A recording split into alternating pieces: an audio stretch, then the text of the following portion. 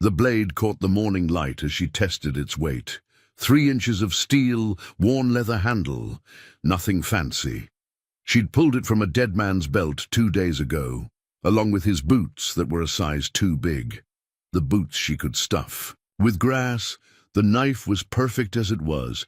Before we jump back in, tell us where you're tuning in from, and if this story touches you, make sure you're subscribed, because tomorrow I've saved something extra special for you.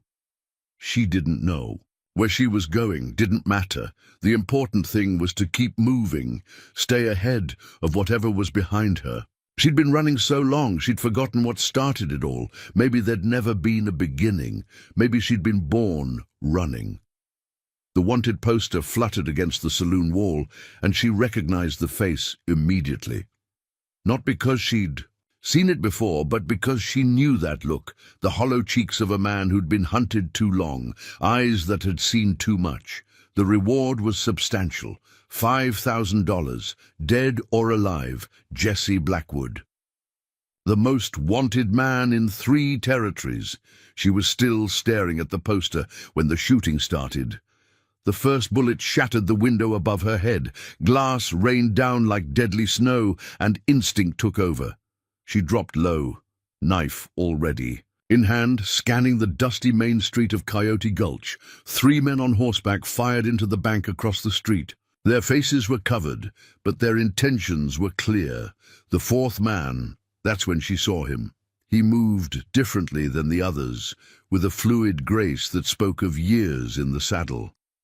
His horse, a black stallion with a white blaze, danced sideways as bullets flew. The bank door exploded outward. A figure emerged through the smoke, gun in each hand, firing with deadly precision. One of the masked riders tumbled from his saddle. Another cursed and wheeled his horse around. She pressed herself against the wall, making herself small. This wasn't her fight. She'd learned long ago that getting involved in other people's troubles only multiplied your own. But then the lone gunman's eyes found hers across the chaos, and something passed between them. Recognition, maybe, though they'd never met. "Get down!" he shouted.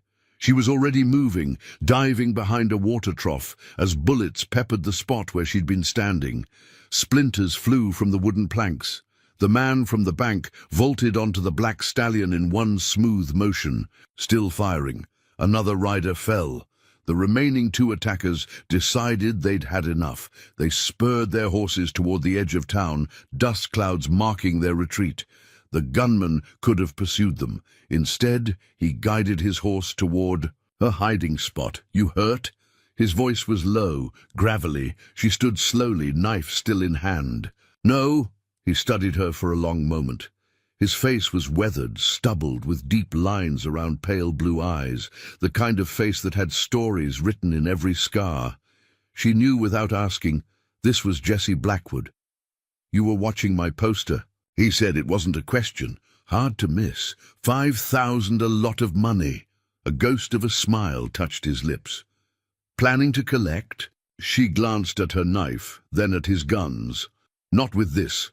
Smart woman. He holstered one pistol, kept the other loose at his side. "Those men will be back, with friends. You picked a bad day to visit Coyote Gulch. Every day's a bad day somewhere." His eyes narrowed, taking in her oversized boots, the road dust on her clothes, the way she held the knife like she knew how to use it. "You running from something? Aren't we all?" The sound of approaching horses killed any response. Not from the direction the attackers had fled, from the opposite end of town. The local sheriff, most likely, finally responding to the gunfire. Blackwood's jaw tightened. "I'm leaving. Now. You can stay here, take your chances with whoever's coming, or you can ride with me." She looked down the street, then back at him. "Why?" "Because you didn't scream. Didn't run. Most people see shooting, they panic. You went for cover and came up ready to fight." He extended a hand. "And because I recognized the look in your eyes. Seen it in the mirror too many times." The hoofbeats were getting closer. She had seconds to decide. Stay in Coyote Gulch, where she was. Nobody owned nothing, had nowhere to go, or ride with the most wanted man in the West. She shrugged out of her oversized coat, revealing clothes that had seen better days. No bags, no belongings except the knife. Nothing tying her to this place or any other. She took his hand. He pulled her up behind him in one swift motion. The stallion barely seemed to notice the extra weight. "Hold on!" She wrapped her arms around his waist as he spurred the horse forward. They thundered down the main street, past the bank where smoke still drifted from broken windows, past curious faces peering from doorways. The sheriff's posse rounded the corner just as they reached the town limits. "That's Blackwood!" someone shouted. "It's Jesse Blackwood!" Gunfire erupted behind them. Blackwood leaned forward, urging more speed from his mount. She pressed against his back, feeling the bunch and release of muscles as he guided the horse with subtle shifts of weight. The stallion's hooves hammered the hard-packed earth, each stride taking them farther from Coyote Gulch. They rode hard for 10 minutes before Blackwood slowed, guiding them off the main trail onto a barely visible path through scrub brush. The shooting had stopped.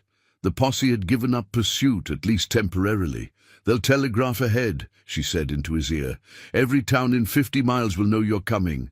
Let them." He navigated the horse down a steep embankment, then into a shallow creek. They splashed upstream for a quarter-mile before climbing the opposite bank. "We're not going to any towns." "Where are we going? Does it matter?" "Though you didn't have a map." She fell silent. He was right. She'd been drifting for months, maybe years. Time had lost meaning when you had no destination. They climbed into rougher country, red rock formations rising like ancient sentinels. The sun beat down mercilessly, and she was grateful for the hat Blackwood passed back to her, a battered thing with a bullet hole through the crown. "There's a place," he said eventually. "Canyon about 20 miles north. Good water shelter. We can rest the horse, figure out our next move." "Our?"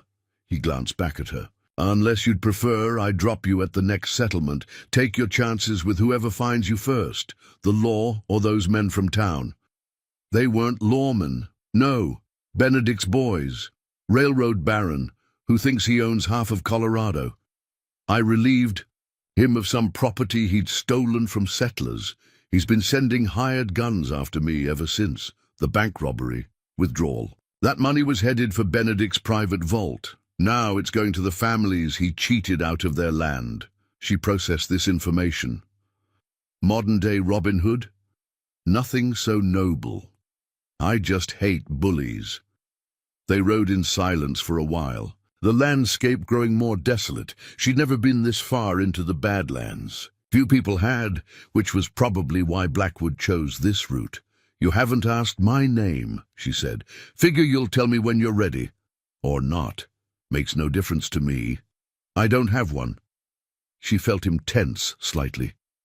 "Everyone has. A name. Not everyone, not anymore." She touched the knife at her belt, a reflexive gesture.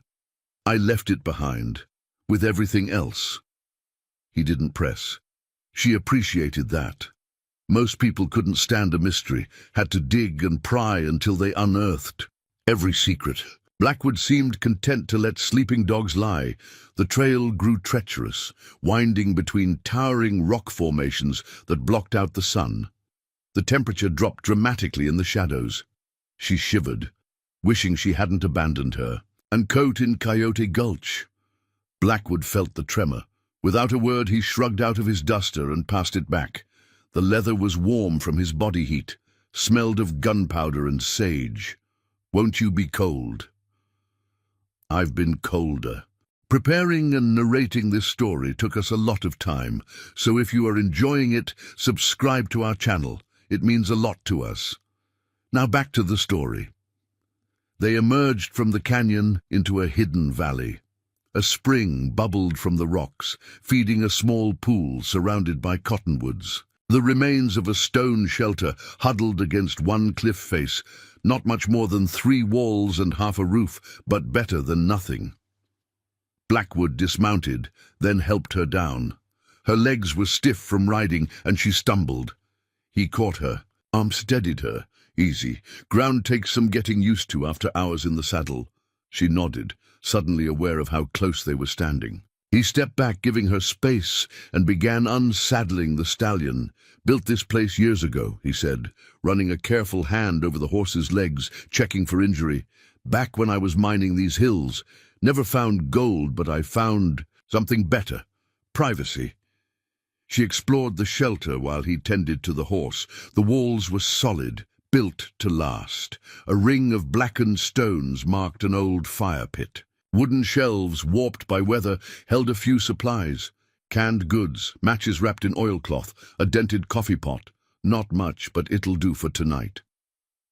Blackwood joined her, carrying saddlebags and a rifle. "There's jerky and hardtack. Coffee if you want it." Her stomach growled at the mention of food. She couldn't remember her last proper meal. Pride made her hesitate. "Go on," he said, setting the bags down. "Going to be a long night on an empty stomach." She dug out the jerky. Tough as leather, but satisfying. They ate in companionable silence, watching the sun sink behind the canyon walls. The sky blazed orange and purple, then faded to deep blue. Stars emerged, more than she'd ever seen. Blackwood built a small fire, just enough for warmth without, creating a beacon. She sat close, grateful for the heat. The night sounds of the desert surrounded them, the distant yip of coyotes, the whisper of wind through stone. "Those men in town," she said, "they'll keep coming." "Benedict's got deep pockets and a long memory. He won't stop until one of us is dead. Why not leave? Head to California or up into Canada." He poked the fire with a stick, sending sparks spiraling upward. "Running's not living. Besides, someone needs to stand up to men like Benedict. Too many folks can't fight back." "The families you mentioned, the ones he cheated." "Homesteaders mostly. Bought their land fair and square until Benedict decided he needed it for his railroad. When they wouldn't sell, he found other ways, burned crops, poisoned wells, hired thugs to terrorize them. Local laws in his pocket. So you became an outlaw to fight an outlaw." "Something like that." He looked at her across the flames. "What about you? What are you fighting?" She was quiet for so long, he thought she wouldn't answer. When she spoke, her voice was barely above a whisper. "Ghosts, shadows, things that might not even be real anymore." She touched the knife again. "Sometimes I think I've been running so long, I've forgotten what started it all. Maybe nothing did. Maybe this is just who I am. Nobody's born running. No, but some of us learn early." She met his eyes. "I was 12 when I killed my first man." He didn't flinch, didn't look shocked. Just wait. He wasn't a good man. None of them were. "The town where I grew up, if you could call it that, had more saloons than homes, more graves than gardens. Mother." She paused, swallowed.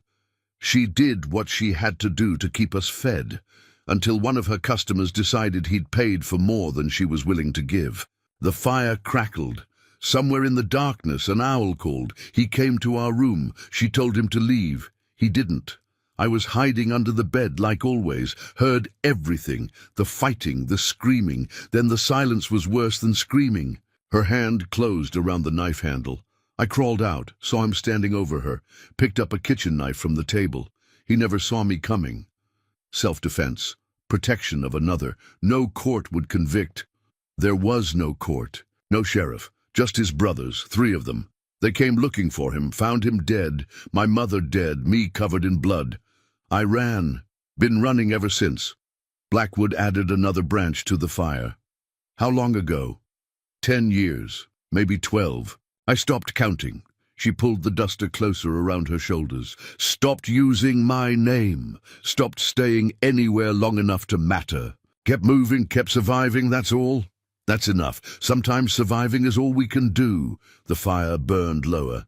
The desert grew cold, that bone-deep chill that comes to the high country after dark. Blackwood spread his bedroll near the back wall of the shelter, gesturing for her to take it. "I'll keep watch. Get some sleep." She started to protest, then realized how exhausted she was. The adrenaline from town had worn off, leaving her drained. She curled up on the bedroll, still, wearing his duster. Blackwood? Yeah? Why'd you really ask me to come with you? You don't know me. Don't owe me anything. He was silent for a moment, silhouetted against the dying fire. Maybe I'm tired of riding alone. Maybe I recognize something in you, that look that says you've got nothing left to lose. Or maybe... He turned to face her. Maybe I just thought you deserved a choice. Stay and face whatever's coming alone, or take a chance on something different. Different doesn't mean better. No, but it doesn't mean worse either. He settled, against the wall, rifle across his knees. Get some rest. Tomorrow we'll figure out where we're headed. She closed her eyes, not expecting to sleep. The ground was hard, the night full of strange sounds, but exhaustion won, pulling her down into darkness. She dreamed of her mother's face, of blood on her hands, of endless roads leading nowhere. But for the first time in years, the dreams didn't wake her screaming. Maybe it was the solid walls around her. Maybe it was knowing someone else was keeping watch. Maybe it was simply being still, if only for one night. She woke to grey dawn light and the smell of coffee. Blackwood crouched by the rebuilt fire, the battered pot sending up steam. He looked like he hadn't slept, but his eyes were alert. "Morning," he said, pouring coffee into a tin cup. "Thought we might have company, but it was just a mountain lion passing through." She sat up, muscles protesting. "You should have woken me. Could have taken a turn at watch." "Next time." He handed her the coffee. It was strong enough to strip paint, but she drank it gratefully. "Been thinking about what you said, about running." "Yeah, there's a place, north of here, up in Montana territory. Town called Haven Falls. Man I know runs a trading post there. Decent fellow, keeps his mouth shut. You could start fresh. New name, new life." "You mean leave, separate? Traveling with me puts a target on your back. Every bounty hunter in 3 states wants that reward. You didn't sign up for that." She sipped the coffee, considering. A fresh start sounded like a fairy tale, something that happened to other people. But then, so did sharing coffee with an outlaw in a hidden canyon. "What about you?" "I've got business to finish with Benedict. Money to distribute, scores to settle." He stared into the fire. "Not the kind of life to drag someone else into." "Seems to me I dragged myself. You just offered the horse." A faint smile crossed his weathered face. "That you did." They packed up as the sun climbed higher. Blackwood saddled the stallion while she scattered the fire's ashes. The simple domesticity of it felt strange, like playing at being normal people with normal lives. As they prepared to mount up, she made a decision. "Sarah," he paused, one foot in the stirrup. "What?" "My name was Sarah Morrison. Thought you should know in case..." She shrugged. "In case it matters." He swung into the saddle, then reached down to pull her up. "It matters." They rode out of the valley as the morning warmed. She wrapped her arms around his waist, feeling less like a passenger and more like a partner. The canyon walls rose around them, red stone painted gold by sunlight. Behind them lay Coyote Gulch and a past full of ghosts. Ahead waited unknown trails and uncertain futures. But for the first time in memory, she wasn't running from something. She was riding toward it. Whatever it was, wherever it led, she wouldn't face it alone. The most wanted man in the West guided his horse through the narrow passage, and the woman who'd forgotten her own name held on tight. 2 outlaws, 2 ghosts, 2 souls who'd learned that sometimes the only way to stop running is to find someone worth standing still for.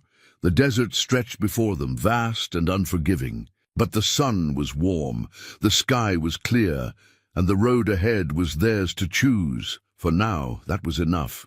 3 days out from the canyon, they spotted the dust cloud. Sarah saw it first, a brown smudge against the horizon, too steady to be wind-driven. "Riders," she said into Blackwood's ear.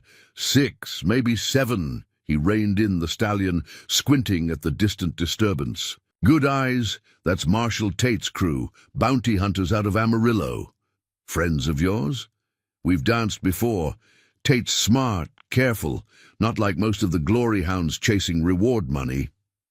Blackwood guided the horse off the trail, down into a dry wash. "He knows these hills better than anyone except me." The wash provided cover, but slowed their progress. The stallion picked his way carefully over loose stones and brittle vegetation. Above them, the rim of the gulch framed a strip of harsh blue sky. How'd they find us? Tate's got a Comanche tracker. Eagle Claw, they call him. Could follow a ghost through a thunderstorm. Sarah's hand drifted to her knife. "What's the plan?" "We split up. I'll lead them north into the maze. You take the horse. Head west to Juniper Creek. There's a way station.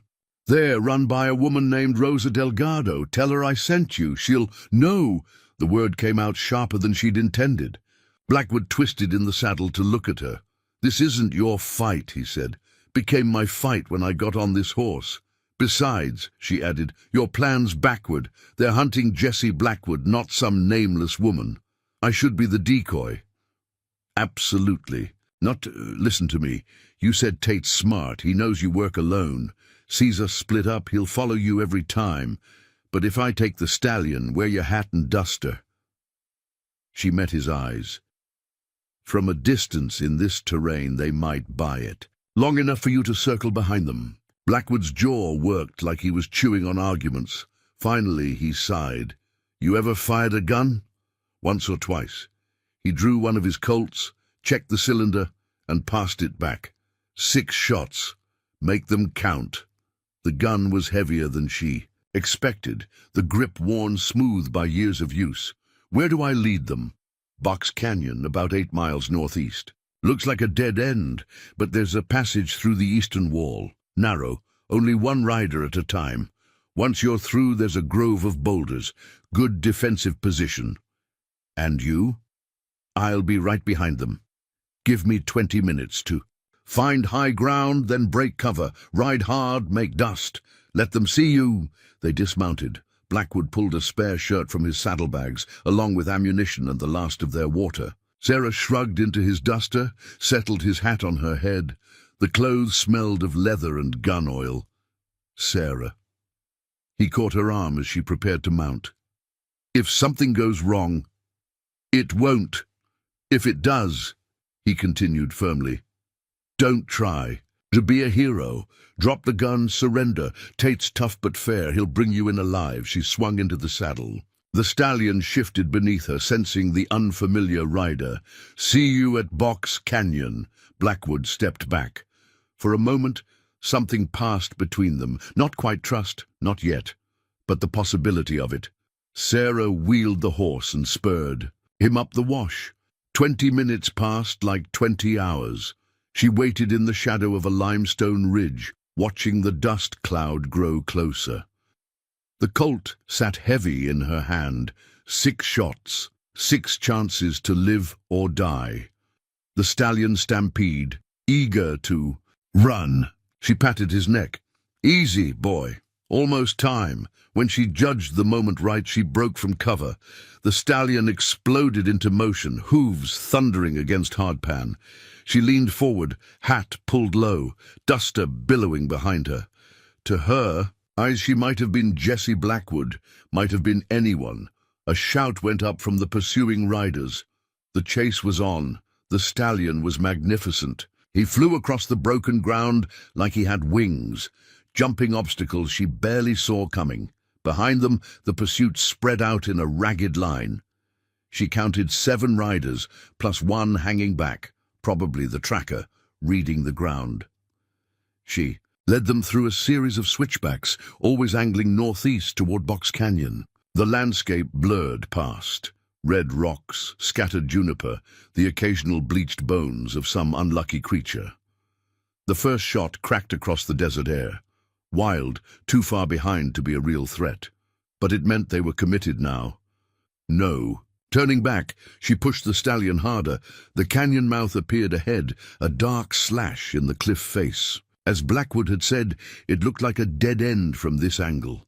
She had to trust his knowledge, trust that the passage existed. More shots. Closer now. A bullet whined off a rock to her left. The stallion never faltered. They plunged into the canyon. Walls rose on either side, red stones stained black by centuries of flash floods. The passage narrowed until her knees nearly scraped the walls. Behind her, the pursuing horses slowed, riders cursing as they bottlenecked at the entrance. There, a crack in the eastern wall, barely wide enough for horse and rider. She aimed for it, praying Blackwood's memory was accurate. The passage twisted, turned, narrowed further. For one heart-stopping moment, she thought they were trapped. Then daylight appeared ahead. They burst through into a circular depression, surrounded by house-sized boulders. Sarah wheeled the stallion around, taking stock. Good cover, clear sightlines back through the passage. A defensive position, just as Blackwood had promised. But defending it alone against 7 men, she dismounted, led the horse behind the largest boulder, and checked the colt. Still, 6 shots. She'd yet to fire. The first pursuer emerged from the passage.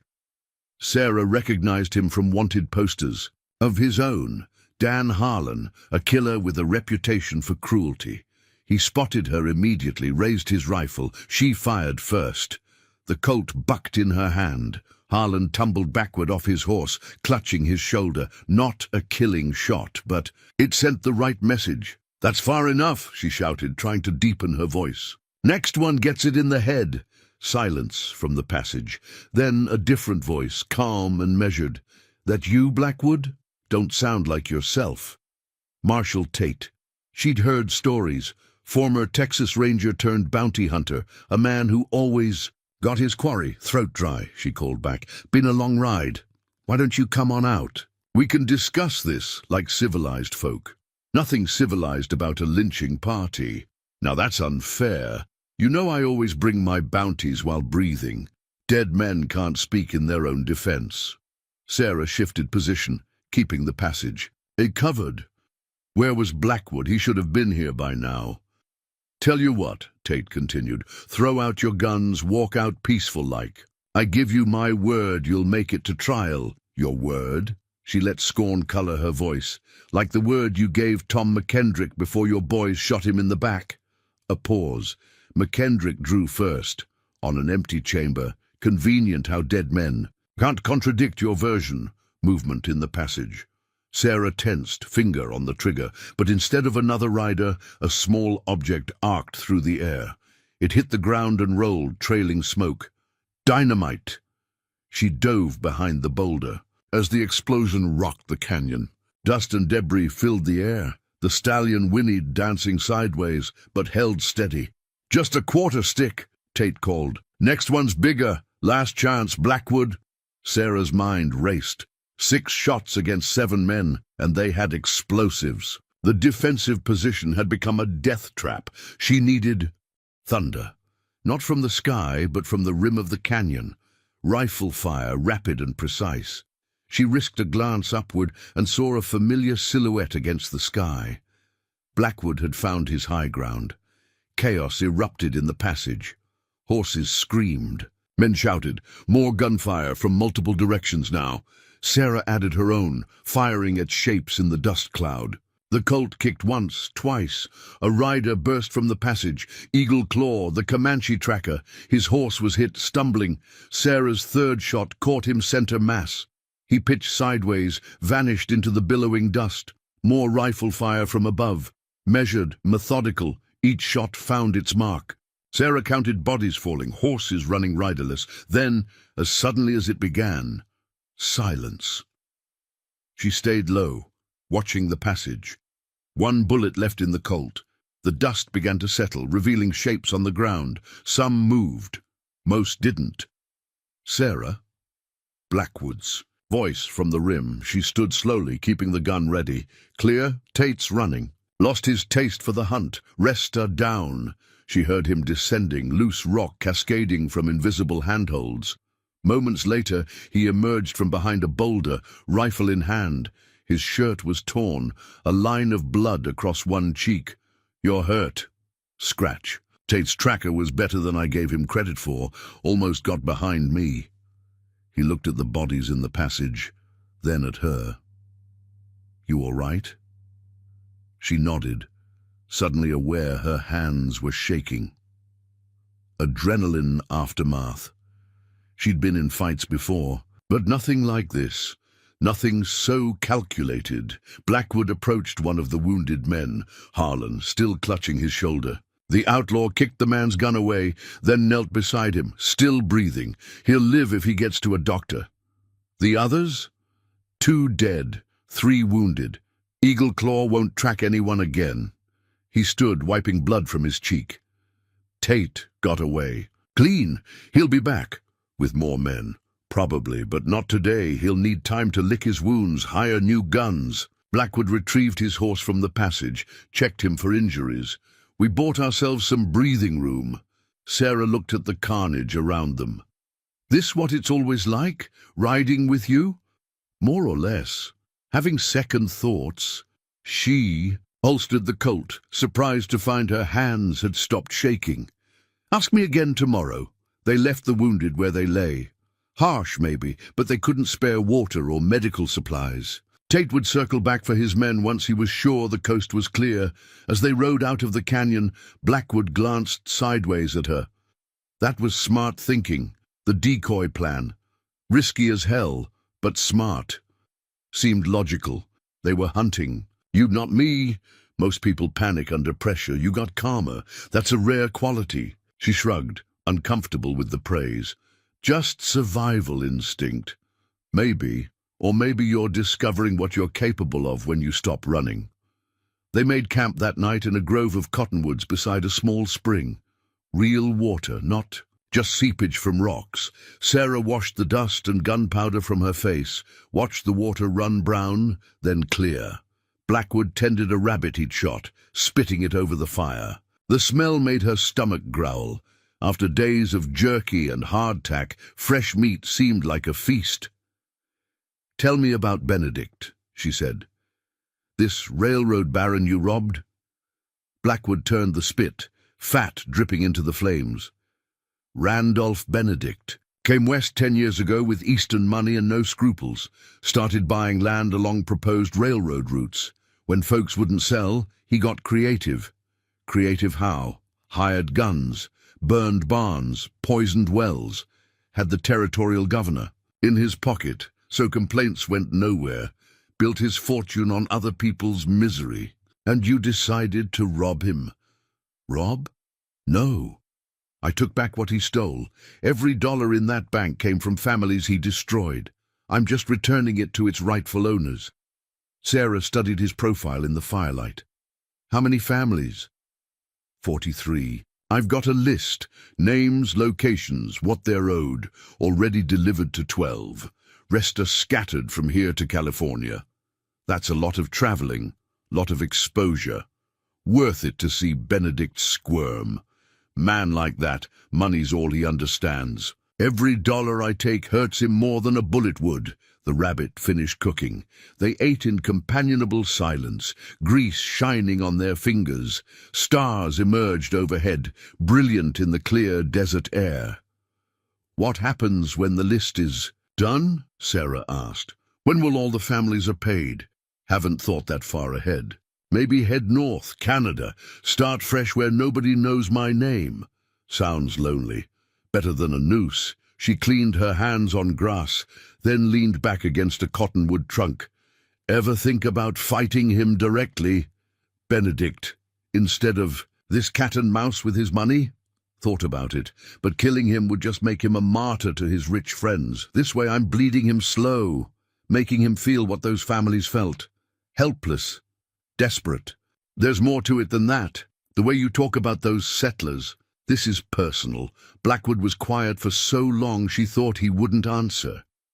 When he spoke, his voice was distant. "Had a sister once. Mary, sweetest soul God ever made. She married a farmer, good man named Robert Carlson. They homesteaded a patch of ground right in the path of Benedict's railroad. The fire popped, sending sparks skyward. Benedict wanted their land. Robert said no, they had legal claim, papers all proper and filed.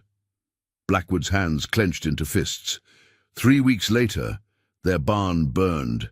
Week after that, their well went bad.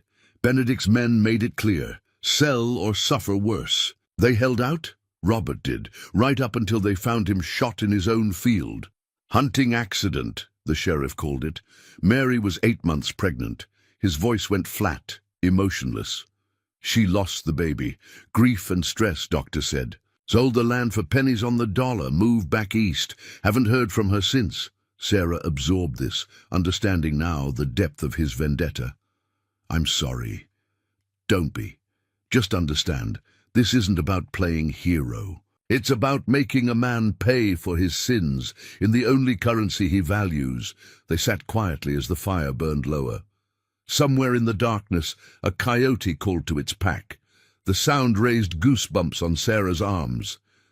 Those men today, she said, the bounty hunters, they're just trying to make a living. I know. That's why I aimed to wound, not kill when I could. But make no mistake, they'd have put bullets in both of us for that reward money. In this life, sometimes it's them or us. And Tate? You let him go. Tate's different. He's got a code, brings his bounties in alive, treats them decent. Manlike. That you don't kill unless you have to. Blackwood's expression hardened. But if he comes for us again, I won't hesitate. Fair warning. Sarah pulled her knees to her chest, feeling the weight of the life she'd stumbled into. How do you stand? It, the constant running, fighting, looking over your shoulder? You tell me. You've been doing it longer than I have. She considered this. It was different. I was just existing, surviving day to day. This feels like something more, like there's a purpose to it. Dangerous thinking. Start believing your own legend, you get sloppy. Then you get dead. Not a legend, just meaning, hard to explain. Blackwood added wood to the fire. Try. She searched for words. All those years running, I was nobody. No name, no past, no future. Just a ghost drifting from town to town. But this... She gestured, vaguely at their camp, at him. This feels real, like I'm finally awake. Careful what you wish for. Being awake means feeling everything, good and bad. I'll take that trade. He smiled, the first genuine smile she'd seen from him. It transformed his face, revealing the man he might have been in a different life. Get some sleep, he said. Tomorrow we start working down my list. Next family's in Cedar Ridge, about 60 miles west. Sarah stretched out on her bedroll, using the saddle as a pillow. Blackwood. Yeah? What you said earlier about me discovering what I'm capable of. Were you talking about the fighting, or something else? He considered the question. Both, maybe. Fighting's just the surface. Real discovery is finding out who you are when everything's stripped away, when you've got nothing left to lose. And who am I? That's for you to figure out. But from what? I've seen... He met her eyes across the fire. You're someone who stands their ground. Someone who faces what comes instead of running. That's more than most can say. She closed her eyes, feeling the day's exhaustion settle into her bones. Hope you're right. So do I. Now sleep. Long ride tomorrow. As she drifted off, Sarah reflected on the strange turns life could take. A week ago she'd been nobody, going nowhere. Now she rode with the most wanted man in the West, fighting injustice with bullets and stolen gold. It wasn't the life she'd chosen, but increasingly it felt like the life she was meant to lead. The fire crackled, the coyotes sang, and for the first time in memory, Sarah Morrison slept without dreams of the past, chasing her through the darkness. Cedar Ridge sat at the bottom of a valley like a discarded toy, its wooden buildings weathered grey by wind and neglect. From their vantage point on the eastern rim, Sarah counted maybe 24 structures, a general store, saloon, blacksmith, and scattered houses in various states of disrepair. Doesn't look like much, she observed. Used to be more. Blackwood pulled a folded paper from his vest, smoothed it against his saddle horn. Before Benedict's railroad bypassed it for Culver City. Killed the town slow, like a gut-shot deer. Sarah studied the list over his shoulder. Names in careful script, amounts owed, locations. Her finger stopped on one entry. William Tanner, Cedar Ridge, $3,200. That's our man. Runs the general store. Benedict's thugs burned his warehouse, destroying 6 months of inventory. Insurance wouldn't pay.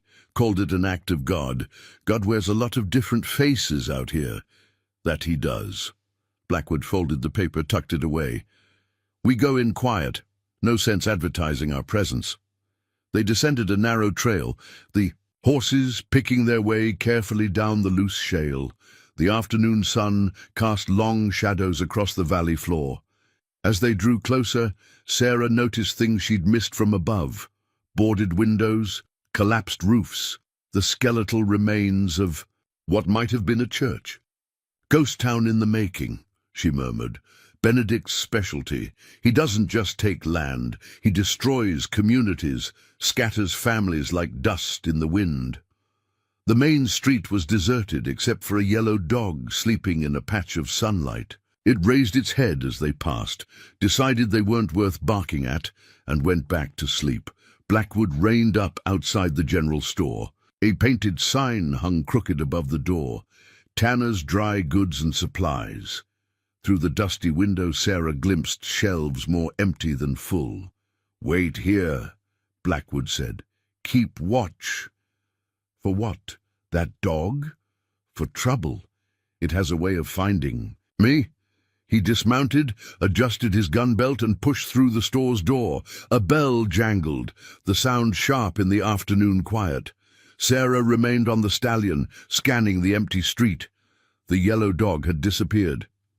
Minutes crawled by. She heard voices from inside the store, Blackwood's low rumble, another man's higher pitch. No shouting, which seemed good. Then a woman's voice joined in, shrill with suspicion. Movement caught her eye. 3 riders appeared at the far end of the street, moving slow. Too slow. Sarah's hand drifted to the Colt at her hip. The riders spread out as they approached, a familiar tactical formation. The store door burst open. Blackwood emerged, face grim. Company saw them. Friends of yours? Pinkerton men. Benedict's private army. He swung into the saddle. Back door, now! They wheeled their horses into the alley beside the store. Behind them, hoofbeats quickened. A shot cracked out, the bullet splintering wood, inches from Sarah's head. The alley opened into a maze of backyards and outbuildings. Blackwood led without hesitation, weaving between chicken coops and privies. More shots. A woman screamed from one of the houses. They burst onto a side street, nearly colliding with a wagon loaded with hay. The driver cursed and hauled on his reins. Blackwood didn't slow, guiding his horse in a leap that cleared the wagon's tongue. Sarah followed, feeling the stallion gather himself, and saw. The Pinkertons weren't so lucky. She heard crashes, more, cursing, the sound of horses refusing jumps. The hay wagon had bought them seconds, maybe minutes. The mill! Blackwood shouted, pointing toward a large structure on the town's edge. Stone walls, good cover. They raced toward it, hooves pounding on packed earth. The mill stood 3 stories tall, its water wheel frozen in place above a dry creek bed. They dismounted running, leading the horses through a gap where the main doors had rotted away. Inside, dust motes danced in shafts of sunlight through broken windows. Machinery stood silent, grinding stones, wooden gears, leather belts that hadn't moved in years. Upstairs, Blackwood said. Better sight lines. They climbed rickety stairs to the 2nd floor. Through a window, Sarah watched the Pinkertons regroup on the main street. 5 men now, not 3. Reinforcements had arrived. Persistent bunch, she observed. Benedict pays well for results. Blackwood checked his rifle, counted ammunition. They'll try to wait us out. Time's on their side. Unless we make it expensive for them. He glanced at her. What are you thinking? Sarah studied the mill's layout. This place, All this old machinery. Dry wood, flour dust in the air. Wouldn't take much to burn it down? That's drastic. So's dying. Besides, she added, it's already dead. Has been for years. Might as well give it a Viking funeral. A ghost of a smile crossed his face. You're full of surprises. I'm practical. We need a distraction to reach the horses. Gunfire erupted from below. Bullets punched through floorboards, showering them with splinters. They dropped flat, crawling toward the far wall. Changed their minds about waiting, Blackwood said. More shots, from multiple angles now. The Pinkertons had surrounded the building. Glass shattered. A ricochet whined off metal somewhere in the darkness. Sarah spotted what she needed, an old oil lamp hanging from a beam, its reservoir still half full. She stretched for it, fingertips just reaching the base. Cover me, she said. Blackwood rose to one knee, rifle shouldering smooth as water. He fired methodically, picking his shots. Each report was answered by return fire, but he'd bought her the seconds she needed. Sarah grabbed the lamp, unscrewed the reservoir. Oil sloshed, pungent and flammable. She crawled toward the stairs, trailing liquid across the wooden floor. Whatever you're planning, Blackwood called, do it fast. They're bringing up more men. She reached the grinding stones, massive wheels, of granite standing vertical. Flour dust coated everything, walls, machinery, their own clothes. She splashed oil liberally, creating a trail back toward their position. A voice from outside, amplified by a speaking trumpet. Blackwood! This is Agent Carlyle, Pinkerton National Detective Agency. You're surrounded. Surrender now, and we'll bring you in alive. Tempting offer, Blackwood shouted back, but I'll pass. Don't be a fool. You're outnumbered 6-1.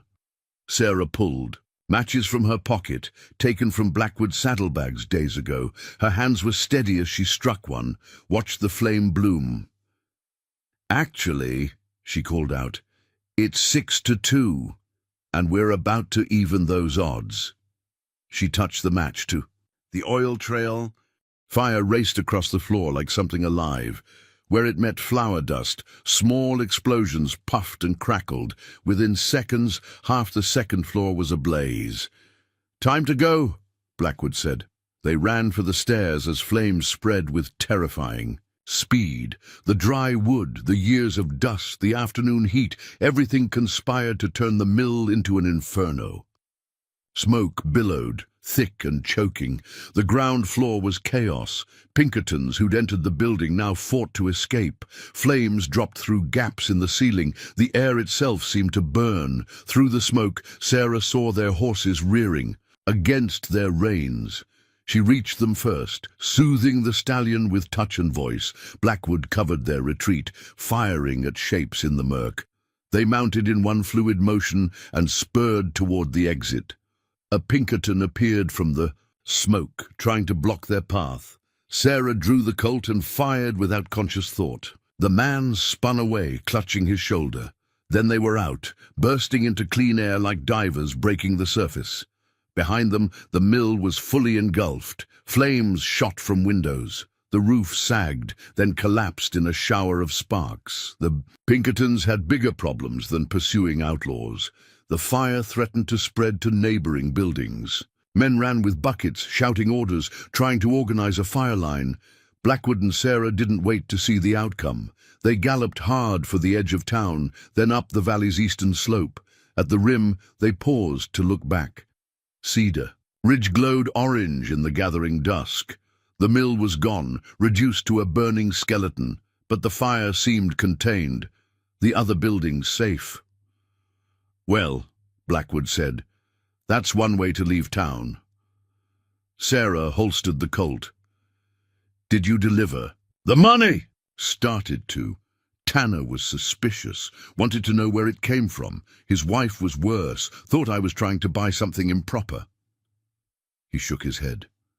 Sometimes doing right is harder than doing wrong. But you left it? On his counter. He'll find it when he opens tomorrow. If he's smart, he'll take it and leave town before Benedict's men come asking questions. They rode in silence for a while, putting distance between themselves and the burning town. The stars emerged, cold and distant. That was quick thinking, Blackwood said eventually. The fire, most people freeze in situations like that. I told you, survival instinct.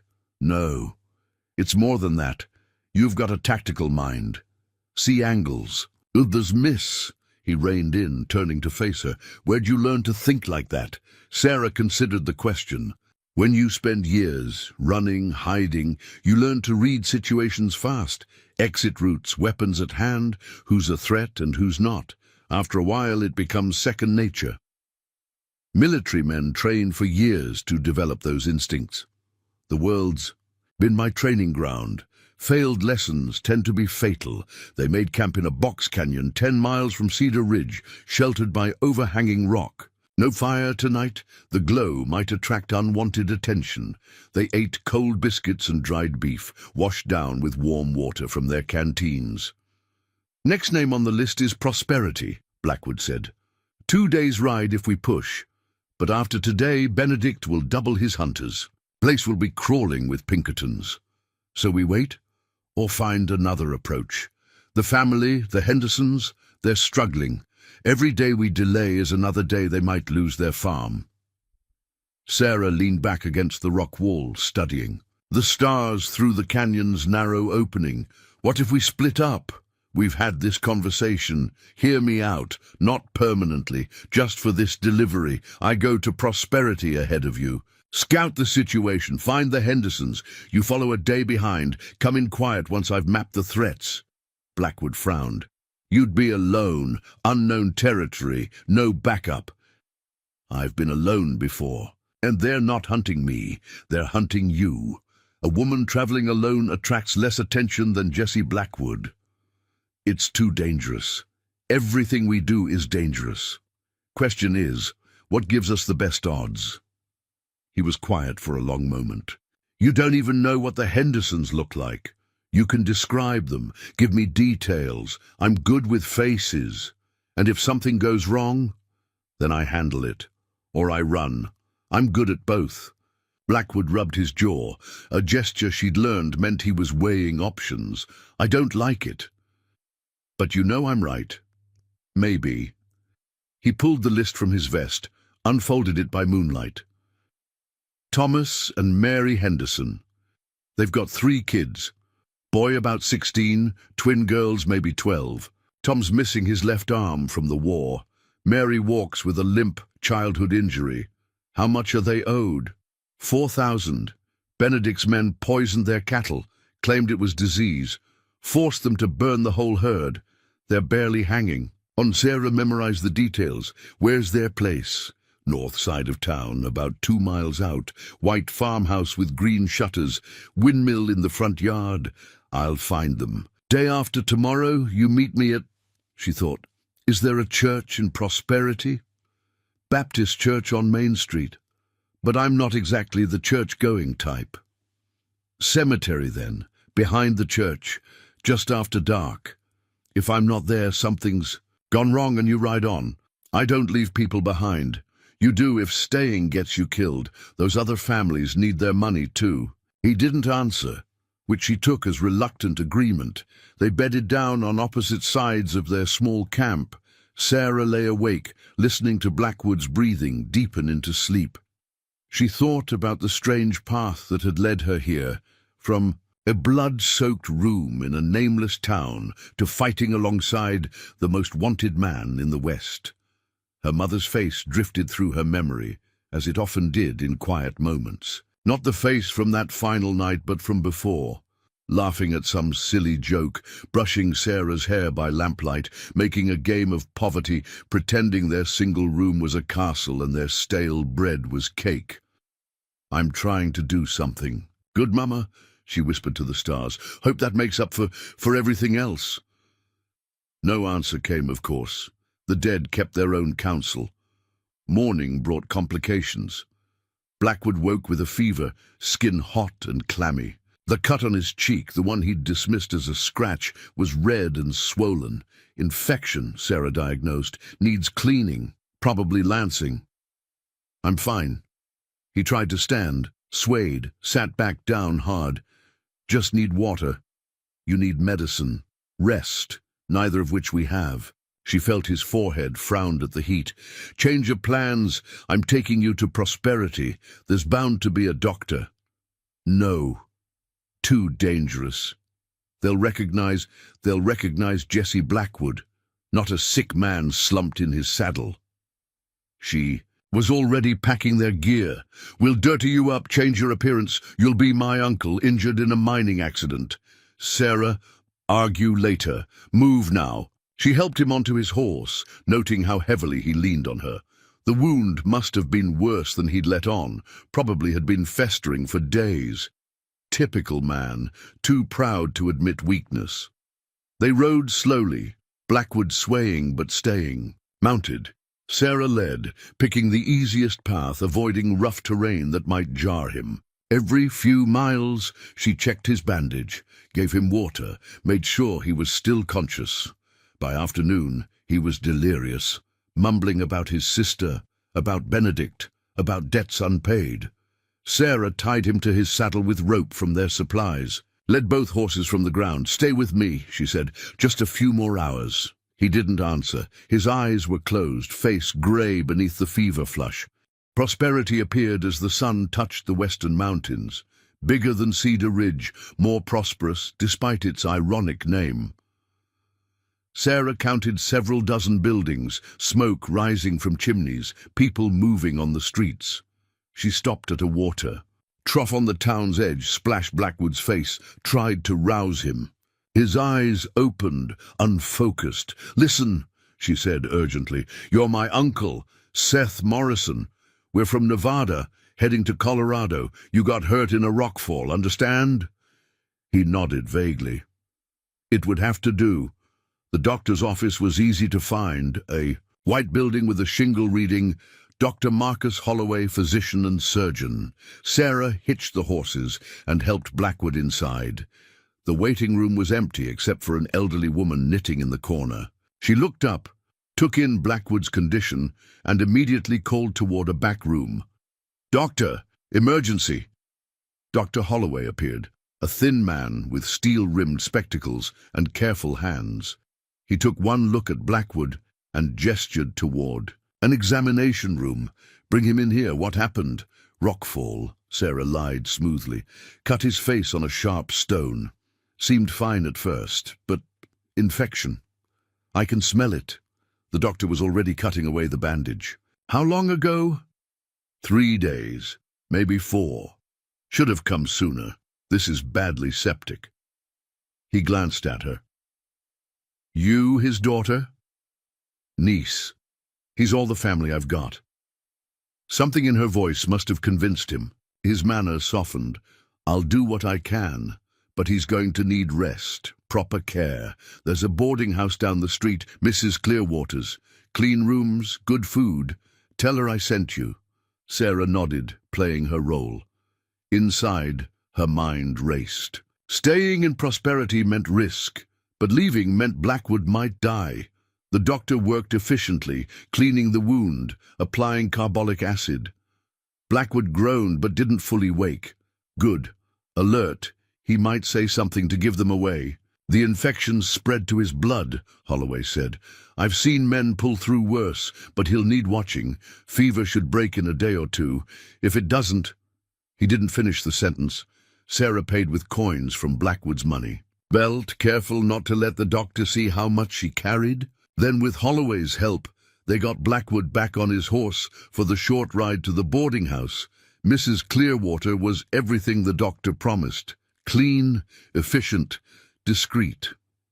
She installed them in a corner room without asking questions, brought beef broth and fresh linens. Sarah sat beside Blackwood's bed as darkness fell. He tossed and muttered, fighting battles in his dreams. She bathed his face with cool water, forced willow bark tea between his lips, and watched the fever consume him. Don't you quit on me, she whispered. Too many people need you, need what you're trying to do. He grabbed her wrist, eyes opening wide. For a moment, she thought he was conscious. Then he spoke, voice clear but distant. "Mary, that you?" His sister. Sarah's throat tightened. "Rest now. Everything's going to be fine." His grip relaxed. He sank back into delirium. She sat watching him breathe, wondering how she'd gotten here. A week ago, she'd been alone, anonymous, responsible for no one but herself. Now she was nursing a wanted outlaw in a town full of enemies, carrying enough money to make her a target, committed to a mission that wasn't even hers. But maybe that was the point.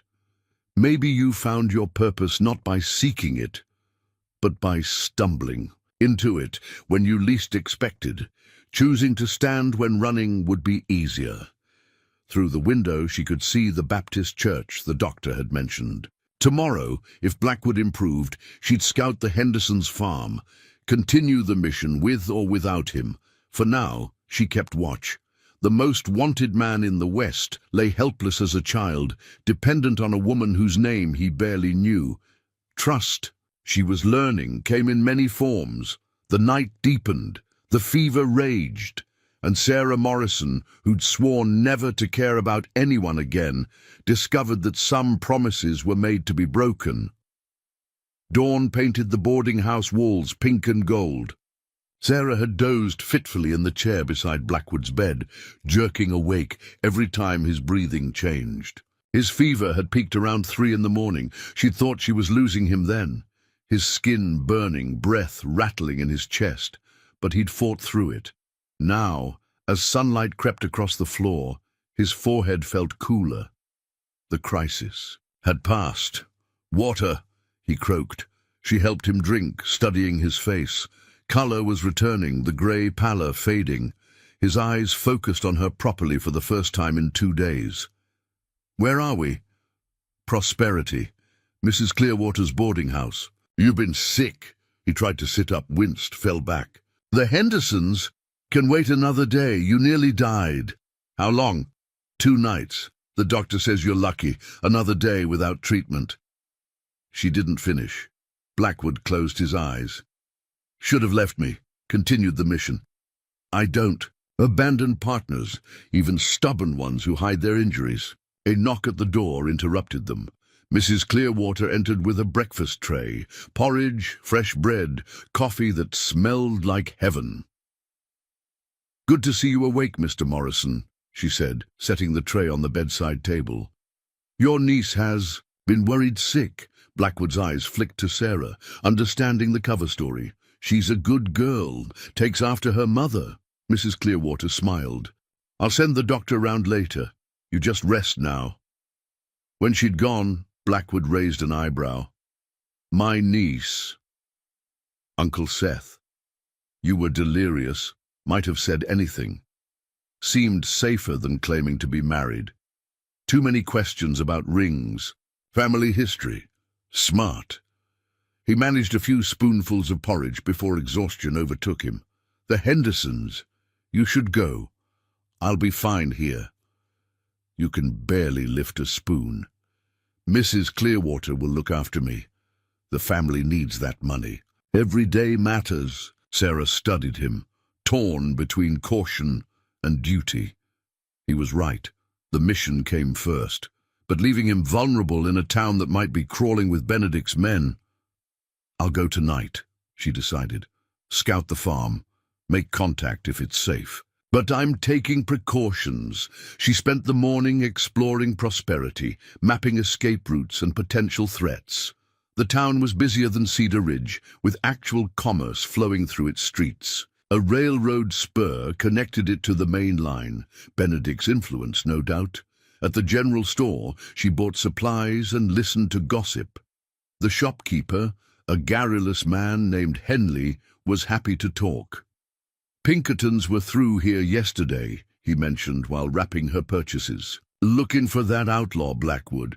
Posted new wanted signs everywhere." "Exciting times," Sarah said neutrally. "Bad for business if you ask me. All these gunmen riding through. Honest folk get nervous. Take the Hendersons. Good people. But that trouble with their cattle last year? Now they barely come to town. Scared, probably. The Hendersons. Farm family north of town. Used to be prosperous until they lost their herd. Some disease, they said. But Tom Henderson swears it was poison. Course, without proof. Henley shrugged. Sarah filed the information away. Sounds like they've had hard times.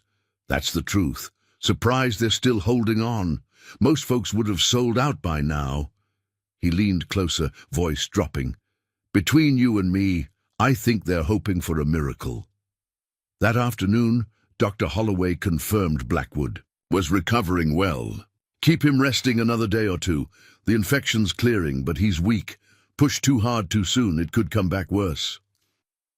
Sarah thanked him, paid for his services, and spent the rest of the day playing nurse. Blackwood chafed at the inactivity, but she kept him in bed through sheer force of will. As evening fell, she prepared for her scouting mission. Dark clothes, hair pinned up under a hat, the knife at her belt. She'd leave the colt with Blackwood, too recognizable if she was searched. Remember, Blackwood said, white farmhouse, green shutters. Tom's missing his left arm. If something feels wrong, I run. We've been through this. Sarah, he caught her hand. Be careful. These people have already lost so much. Don't let them lose hope too. She squeezed his fingers. Get some sleep. I'll be back before dawn. The Henderson farm sat on a rise overlooking wheat fields. Even in the gathering darkness, Sarah could see the signs of struggle, fences needing repair, a barn with a partially collapsed roof, equipment left rusting in the yard. She approached carefully, using a dry creek bed for cover. The white farmhouse stood like a ghost against the darkening sky, windows glowing with lamplight. The promised windmill creaked in the evening breeze. Voices drifted from the kitchen, a woman's gentle tones, children talking over each other, a man's deeper rumble. Normal family sounds that twisted something in Sarah's chest. She was debating her approach when hoofbeats made her freeze. 3 riders came up the farm road, moving with purpose. Even in the dim light, she recognized the bearing of lawmen, or men who thought they were. Sarah pressed herself into the creek bank's shadows. The riders dismounted at the front door, spurs jingling. One knocked, heavy and demanding. The door opened, spilling yellow light. A man's silhouette, tall, one sleeve pinned up at the shoulder. Tom Henderson. Evening, Mr. Henderson. The lead rider's voice carried clearly. Mind if we come in? Few questions about strangers in the area? It's late. My family's just sitting. Down to supper. Won't take long. You heard about the trouble in Cedar Ridge. Mill burned down. We're looking for the ones responsible. Henderson's voice hardened. I don't know anything about that. Maybe not. But you've had your own troubles with certain elements. Thought you might be sympathetic to anyone fighting Benedict's interests. I've got no quarrel with anyone. Just want to farm my land in peace. Course you do. But times being what they are, man's got to choose sides. You either help us catch these outlaws, or folks might start wondering where your loyalties lie. The threat hung in the air like smoke. Sarah's hand went to her knife, though what she could do against 3 armed men. My loyalties, Henderson said slowly, are to my family. Now, unless you've got legal cause to be here, I'll ask you to leave. Legal cause? The rider laughed. Mister, we are the law out here. Benedict's word carries more weight than any judge's. You do well to remember. That! He stepped forward, forcing Henderson back. The other 2 riders followed him inside. The door closed, cutting off the light. Sarah crept closer, torn between caution and concern. Through a window, she saw the riders spreading out in the front room. Henderson stood protective near his family. A woman with worry lines etched deep. A teenage boy trying to look brave, 2 girls clutching each other. The lead rider picked up a framed photograph from the mantel. Nice family. Shame if something happened to them, like what happened to your cattle. That was disease. Was it? Funny how disease strikes so selective, almost like it knew which cows to target. He set the photo down hard. Here's what's going to happen. You're going to keep your eyes open.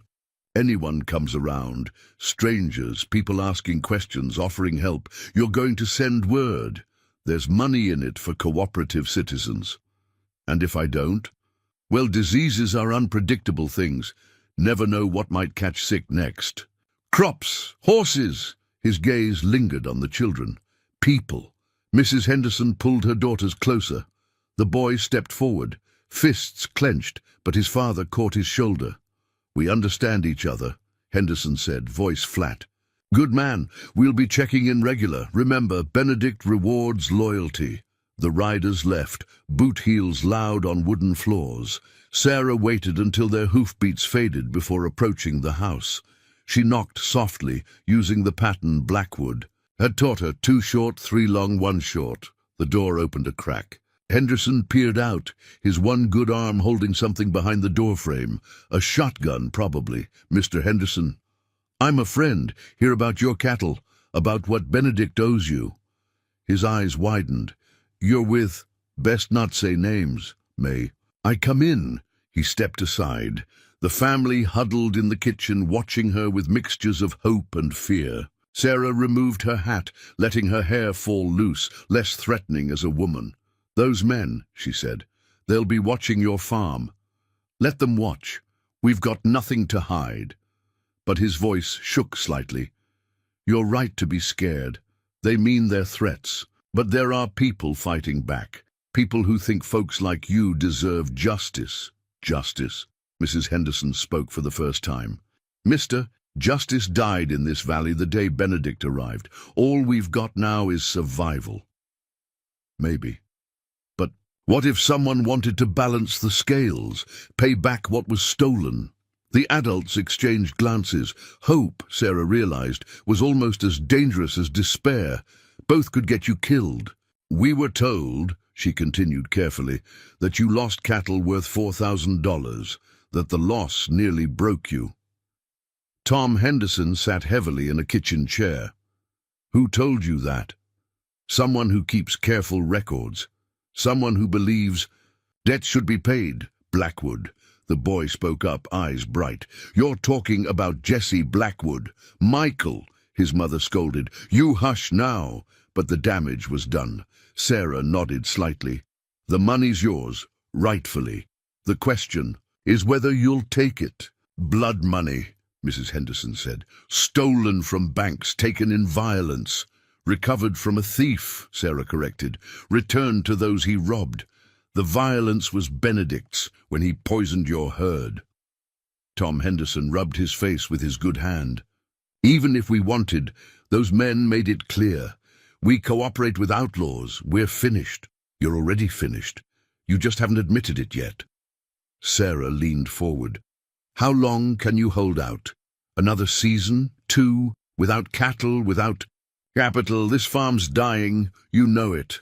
Better poor than dead, Mrs. Henderson said. Is watching your children go hungry better? Is losing your land inch by inch better? Sarah softened her voice. I know what it's like to have nothing, to run until running is all you know. There comes a point where you have to stand, fight, or accept that you've already lost. Silence. Stretched. The windmill creaked outside. Finally, Henderson looked at his wife, some wordless communication passing between them. If, he said slowly, if we were to accept this offer, how would it work? Simple. The money appears. No one sees who leaves it. You find it hidden somewhere, your barn maybe, under loose floorboards. Could have been there for years, and if Benedict's men come asking, you know nothing. Found money on your property, that's all. Finders keepers. The children watched with wide eyes. This was adventure, danger, the stuff of dime novels. Sarah remembered being that young before she learned what violence really cost. We need time to think, Mrs. Henderson said. Time's the one thing you don't have. Those men will be back. Others too. Every day you wait, the noose tightens. Henderson stood, pacing to the window. 4,000. That would pay off the bank, buy new stock, repair the barn, save the farm. His wife finished softly. Yes. He turned back. When? Tomorrow night. Check your hayloft under the loose board near the back wall. And Mr. Henderson, Sarah replaced her hat. When they ask, and they will, you never saw me, never spoke to anyone. What about Blackwood? Will he come himself? He's indisposed, but his mission continues. There are dozens of families like yours, all waiting for justice. Don't let fear stop you from taking what's rightfully yours. She left through the back door, melting into darkness. Behind her, she heard the family debating, voices low and urgent. They'd take the money. She was certain. Desperation made philosophers of us all. The ride back to town passed quickly. Sarah's mind churned with plans. Getting the money to the farm would be tricky with Benedict's men watching. But she'd handled worse. She was so focused on strategy that she almost missed the shadow moving near the boarding house. Sarah reined in, studying the building from across the street. There, a figure in the alley barely visible, another on the roof opposite. Watchers, but watching for whom? She dismounted, leading her horse around back. Mrs. Clearwater kept her garden behind the house, with a gate connecting to the neighbor's property. Sarah tied the horse and moved on foot, knife loose in its sheath.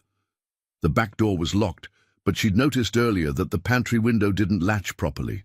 She eased it open, slipped inside among sacks of flour and preserved goods. Voices from the front parlor, Mrs. Clearwater's nervous tones, a man's questions. Sarah crept closer, staying in shadow. Telling you, he's just a sick old man. Mining. Accident, his niece said. Mind if we confirm that? Have a look at this sick old man. He's resting, doctor's orders. Won't take but a minute. You understand? We've got to check every stranger. That outlaw Blackwood's in the area. Wounded, they say. Sarah's pulse quickened. They were here for Jessie. She moved silently up the back stairs. The door to their room stood partly open. Mrs. Clearwater always left it that way for air circulation. Inside, Blackwood sat on the bed's edge, fully dressed, gun in hand. His eyes found hers immediately. She held up 3 fingers pointed downward. He nodded understandingly. Footsteps on the main stairs, heavy boots, no attempt at stealth.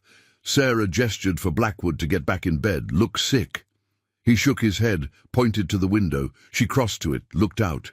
2 more men in the street. They were surrounded, Mr. Morrison. Mrs. Clearwater's voice tight with fear. You have visitors. The door swung wide. 3 men entered, guns drawn. The leader, a thin man with pockmarked skin, smiled coldly.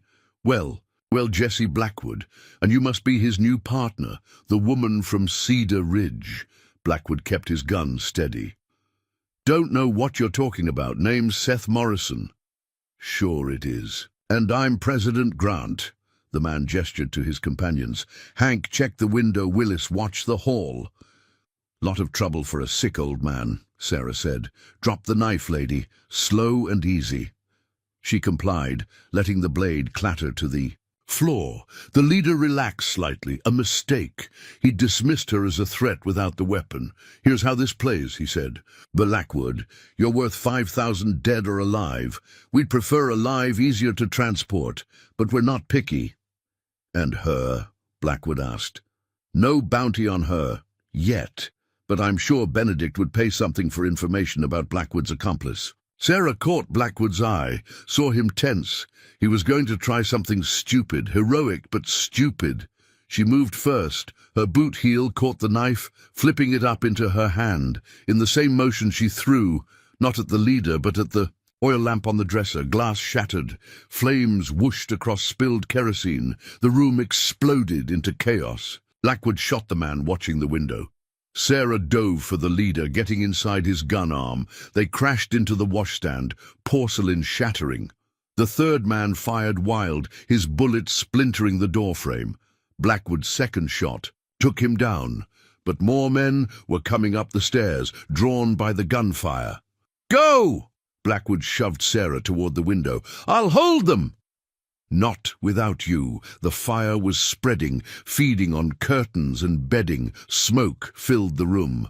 The leader, bleeding from a gash on his head, fumbled for his dropped gun. Sarah grabbed Blackwood's arm. Together they rushed through the window, crashing through a shower of glass. The roof sloped sharply here. They slid, scrabbling for purchase, then dropped into the garden below. The impact knocked Sarah's breath out. She rolled, came up running. Blackwood was beside her, limping but moving. Behind them, flames licked from the broken window. Men shouted, boots pounded on stairs. They reached the horses as the first pursuer appeared at the garden gate. Sarah's. The throw was instinctive. The knife sprouted from his shoulder, spinning him around. Then they were mounted, spurring through back alleys. Gunfire erupted behind them. The boarding house was fully ablaze now, orange light painting the sky.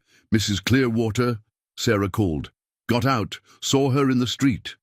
Blackwood leaned low over his horse's neck. "Keep riding," they burst onto. The main road, hooves clattering on packed earth. More shots, but fading with distance. The town fell away behind them, replaced by open prairie and star-filled sky. 5 miles out, Blackwood called a halt. They walked the horses, letting them cool. Sarah's hands shook with the aftermath. "The Hendersons," she said. "I made contact. They'll take the money." "Good. We'll circle back tomorrow. Find another way." "No." She reined in, facing him. "They knew we were there. Knew you were hurt. Someone talked. Mrs. Clearwater wouldn't, not her, but the doctor maybe, or someone who saw us arrive." Sarah's mind raced through possibilities. "Doesn't matter now. What matters is they're getting smarter, coordinating." Blackwood nodded grimly. "Benedict's tightening the net. Won't be long before every town's too hot for us. Then we change tactics. No more towns. We go to the families direct. Riskier. Exposed. Everything's risky now." She looked back toward Prosperity, where fire still glowed on the horizon. "But at least we choose our ground. Our timing." They rode through the night, putting distance between themselves and pursuit. Near dawn, they made cold camp in a grove of cottonwoods. No fire, too visible. They shared water and the last of their dried meat. "I'm sorry," Sarah said. "About the boarding house, the fire. You saved our lives." Quick thinking, using a lamp. "Seems like all I do lately is burn things down." Sometimes that's what's needed. Clear away the old to make room for something new. She studied him in the grey pre-dawn light. "Your fever's back. I'll manage. Like you managed before. Nearly dying on me?" A ghost of a smile. "Didn't though, did I? Thanks to you. Don't make a habit of it. I'm running out of medical miracles." They rested through the heat of the day, taking turns on watch. No sign of pursuit, but that meant little. Their enemies were learning, adapting. The game had changed as afternoon wore toward evening. They prepared to move. The Henderson money, retrieved from its hiding place during their escape, needed delivering. After that, "How many names are left?" Sarah asked. Blackwood consulted his list, now stained with smoke and blood. 38, scattered from here to California. Long way to go, getting longer every day. He folded the paper carefully. "You can still walk away. Find that trading post in Montana. Start fresh." Sarah checked her knife, the one she'd retrieved from the wounded Pinkerton. "Told you before. I don't abandon partners. This isn't your fight. Became my fight the moment I chose to ride with you." She met his eyes. "Besides, someone needs to keep you alive long enough to finish that list." As darkness fell, they mounted. Up, the Henderson farm waited, and beyond it, 37 more families carrying hope and desperation in equal measure. The odds were getting worse, the enemies multiplying. But for the first time in her life, Sarah Morrison had something worth fighting for, something beyond mere survival.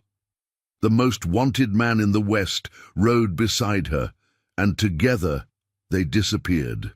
Into the gathering night, behind them, prosperity burned.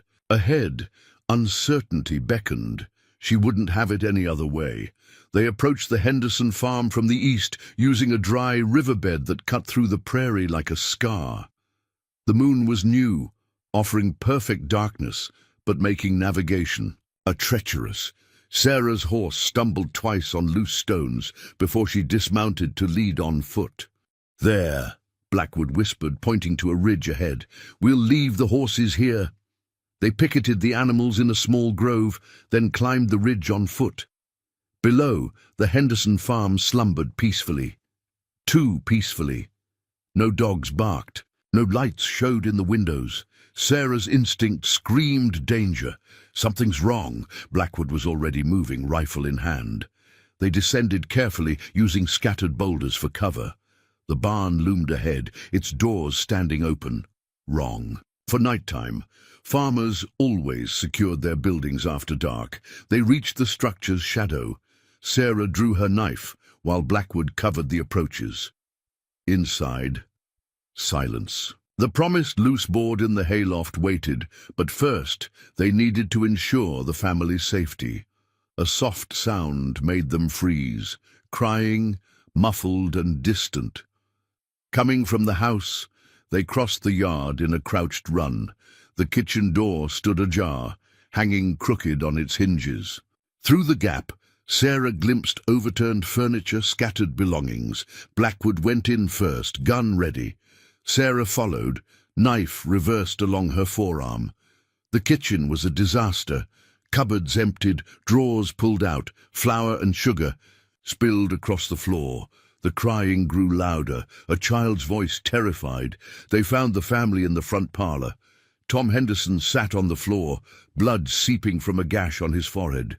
His wife held their youngest daughter, both weeping. The boy, Michael, stood protective over his other sister, fists clenched despite his fear.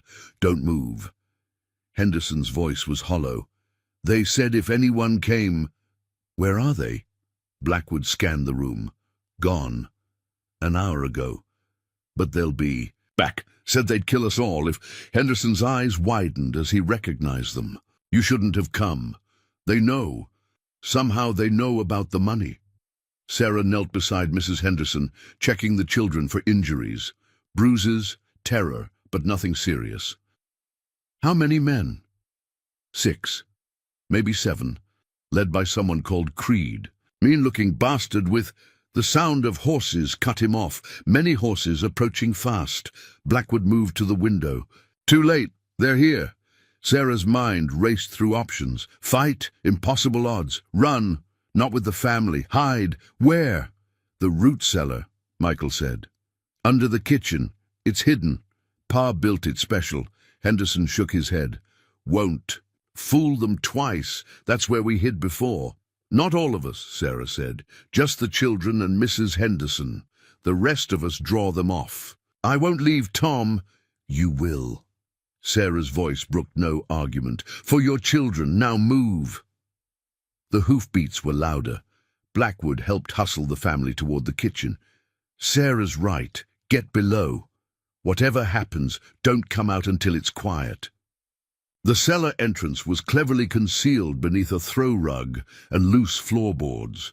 The children descended quickly, their mother following reluctantly. Henderson paused at the opening. "The money. If we don't make it, worry about that later," Blackwood said. "Go." They replaced the boards and rug just as horses entered the yard. Sarah counted silhouettes through the window. 8 riders, maybe more. They spread out surrounding the house. "Blackwood!" a voice bellowed from outside. "Jesse Blackwood! We know you're in there!" Sarah recognized the voice from the boarding house, the scarred man she'd fought. So he'd survived. "Got a proposition." "For you," the voice continued. "Come out peaceful, and the family lives. Make us dig you out. They die first. You've got 1 minute." Blackwood looked at Sarah. Something passed between them. Understanding. Resolution. They both knew how this would likely end. "Been a hell of a ride," he said softly. "Not over yet." She checked her weapons. Knife. The Colt he'd given her. Extra ammunition. "They want you alive. That's an advantage." "They'll want you dead." "No. Bounty means no value. Then I'll have to be valuable." She moved toward the back door. "Give me 30 seconds, then go out the front. I'll create enough chaos to give the family a chance." Sarah. But she was already gone, slipping into the darkness. The house had a wraparound porch, deep shadows beneath the eaves. She crept along it, counting enemies, mapping positions. The leader, Creed, sat his horse directly in front, flanked by 2 men. Others had dismounted, taking cover behind water troughs and fence posts. Professional positioning. These weren't ordinary bounty hunters. "Time's up, Blackwood. What'll it be?" Sarah heard the front door open. Blackwood emerged, hands visible but near his guns. "Let the family go. They're not part of this." "Family? What family?" Creed's laugh was ugly. "Just an empty farmhouse as far as I can see. Course, if someone was hiding innocents, that'd be a shame. Accidents happen when bullets start flying. What do you want? You, alive. That pretty little hellcat you ride with, and the locations of every family on your list. Don't have any list. Now that's disappointing. Boys, check the house. Turn it inside out." 3 men started forward. Sarah let them pass her position, then struck. Her knife found the kidney of the rearmost man. He dropped without a sound. She took his gun, moved on. The second man heard something, started to turn. Sarah's boot caught his knee as he fell. Her stolen gun butt cracked against his skull. 2 down. The third man was faster. He spun, raising a rifle. Sarah shot him twice, center mass. The gunshot shattered the night's tension. "Cover!" Creed roared. "It's the woman!" Sarah rolled behind a water barrel as bullets splintered wood around her. In the chaos, she saw Blackwood dive back into the house. Good. Better defensive position there. She fired at muzzle flashes, keeping their attention. Motioned to her left. She spun, shot a man trying to flank her. The Colt clicked empty. She dropped it, snatched up the dead man's rifle. "Surround the house," Creed ordered. "No one gets out." Windows shattered. Blackwood was firing from inside, picking his shots. Between them, they'd accounted for 5 enemies, but more were coming. Sarah could hear horses approaching from the main road. She needed higher ground. The barn roof would give her clear shots at anyone attacking the house. She sprinted across open ground, bullets whining past. Up a ladder, across wooden shingles. From here she could see everything, including the reinforcements. Another dozen riders coming fast. "Blackwood," she called. "Company coming." His reply was lost in gunfire. The attackers had regrouped, concentrating fire on the house. Sarah shot. One trying to reach the front door, wounded another circling toward the back. Then she saw something that made her blood freeze. 2 men were dragging something from a wagon. Dynamite, enough to level the house and anyone in it, including the family in the cellar. Sarah sighted carefully on the dynamite carriers. Her first shot missed. The second caught one in the shoulder, spinning him around, but his partner kept coming, the fuse already lit. No time for another shot. Sarah did the only thing she could, jumped from the roof, landing hard atop the dynamite man. They went down in a tangle. The explosive rolled away, fuse sputtering. Sarah lunged for it, grabbed the cylinder, yanked the fuse free with seconds to spare. The man tackled her from behind. They rolled in the dirt, fighting for control of the weapon. He was stronger, heavier, got on top, hands around her throat. Sarah's vision grayed. With her last strength she drove her knee up. He grunted, loosened his grip. She clawed at his eyes, broke free. Her knife was gone, lost in the fall. She grabbed a fence post, swung with desperate strength. Wood connected with the skull. He toppled sideways. But the battle was turning. Reinforcements had arrived, not Benedict's men, but riders wearing badges. Real law. A U.S. Marshal's posse, drawn by the gunfire. "Federal officers," someone shouted. "Everyone drop your weapons." The fighting stuttered to a halt. Sarah saw Blackwood in the doorway, guns still trained on Creed. The bounty hunter sat on his horse, calculating odds. "Marshal Fuller," Creed called. "Perfect timing. We've got Blackwood." Cornered. A man rode forward, wearing the star of a federal marshal, older, weathered, with careful eyes. "Seems like you've got more than that, Creed. This looks like a massacre in the making. Just trying to bring in a wanted man." These folks harbored a fugitive. Fuller surveyed the scene. Dead bodies, the shot-up house, Sarah standing bloody over an unconscious attacker. "And what's your part in this, miss?" Sarah straightened, meeting his gaze. "Trying to keep innocent people alive." "She's Blackwood's accomplice," Creed interrupted. "Been riding with him for weeks." "That true?"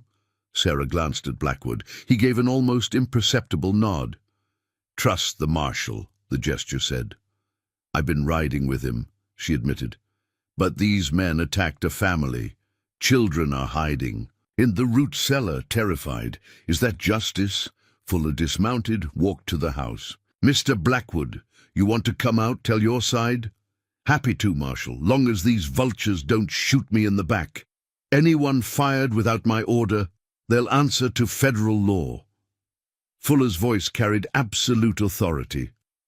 "Creed, tell your men to stand down."